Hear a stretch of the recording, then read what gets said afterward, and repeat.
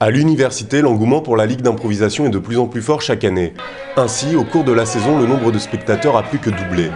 Plusieurs facteurs viennent expliquer cet enthousiasme croissant. Les représentations ont désormais lieu au pavillon Alphonse-Marie Parent, cœur des résidences universitaires. L'expérience de certains joueurs permet également d'offrir un spectacle de meilleure qualité, comme l'explique le président de la Ligue. Donc on est passé d'une improvisation avec 100% de débutants à une improvisation quelques débutants poussés par vraiment des anciens qui ont quelques années d'impro derrière eux. Donc un bon spectacle égale beaucoup plus d'influence. En improvisation, les joueurs ne disposent que de 30 secondes pour se préparer. Ils laissent ensuite libre cours à leur imagination. L'arbitre veille cependant à ce que les deux équipes restent fair-play.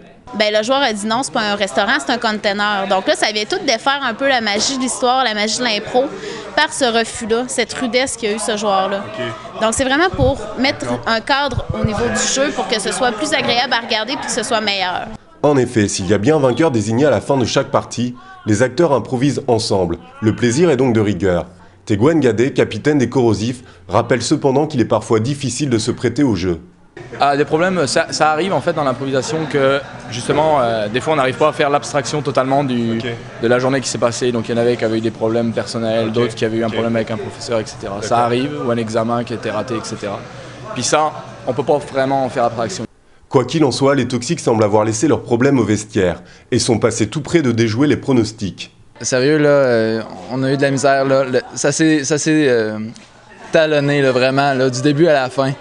L'improvisation permet également aux participants d'acquérir une certaine aisance à l'oral, qui leur est bénéfique au quotidien, comme le souligne Philippe Laberge, étoile du match et capitaine des Toxiques. Oui, c'est certain qu'on gagne en confiance. Ensuite de ça, faire un exposé oral ou une entrevue pour un emploi, c'est facile. Ce jeu est donc enrichissant pour ses participants. Et finalement, il ne semble jamais y avoir véritablement de perdants. Ce soir, il fallait choisir entre les Corrosifs ou les Toxiques. Si les Toxiques ont offert une très belle prestation, ils n'ont pas réussi à déstabiliser le champion de la saison régulière.